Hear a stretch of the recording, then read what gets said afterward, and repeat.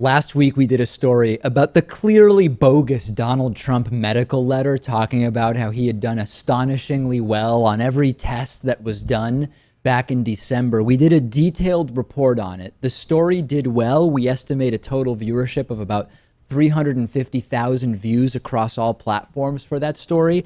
A ton of emails came in about it.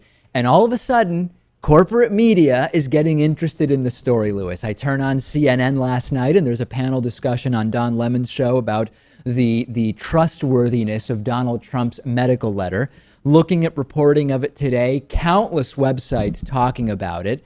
And now that I've had a little more time to look into this medical letter about how fantastic and tremendous Donald Trump's medical state is and how he's winning again and again with his status of health, it's even sketchier than we reported last week. So let me get you up to speed.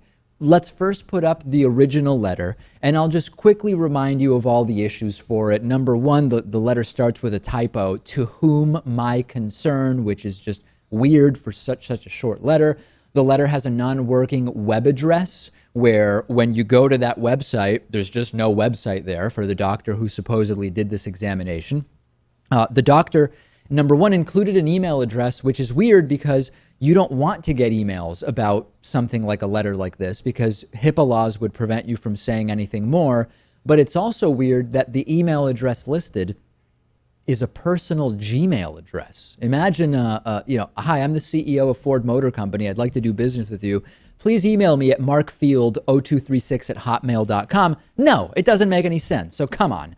And then in addition to that, Lenox Hill Hospital has a division of gastroenterology, but for some reason, the signature of Trump's letter refers to the gastroenterology section, which Dr. Harold Bornstein is not even a part of at Lenox Hill Hospital.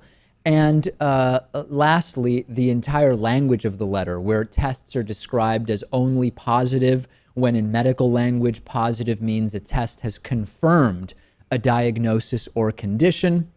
And of course, lastly, referring to Trump as potentially the healthiest president ever, when there is no way that Harold Bornstein, MD, examined all other presidents and would have any way of comparing Trump's health to those other presidents. So every news site has basically been pointing out how ridiculous this entire thing is. Those were the problems we already reported to you last week. We now have even more insanity to report to you.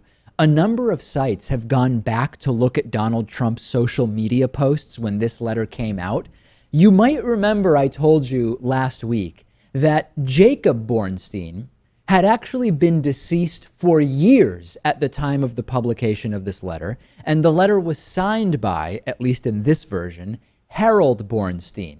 It turns out that Donald Trump posted to both Facebook and Twitter that this was a letter signing off on his tremendously positive health and results, signed by Jacob Bornstein, a doctor who had been dead for years at the time this was released. Now, these posts have been deleted from the internet, but thanks to something called print screen, there are still records of these. And here's the Facebook post that Donald Trump put out back in December saying, "I am proud to share this report written by the highly respected Dr. Jacob Bornstein of Lenox Hill Hospital, stating that I am in excellent health.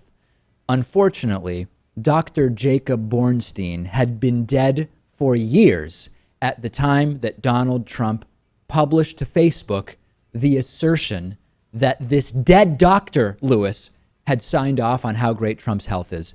This is completely bogus, and we actually need to see Trump's medical records. All the debunked conspiracies about Hillary Clinton's health, we have no idea what Trump's medical records actually say, and we have no idea what Trump's tax returns actually say. We have nothing about Donald Trump. That letter, at this point, can we say it is absolutely bogus and fake? I'm comfortable saying that, yes. And I'm far more interested, though, in the tax returns than I am Donald Trump's medical records. I agree. Because I don't have any conspiracy theories about Donald Trump's health, but if he has to fake a letter... It's odd.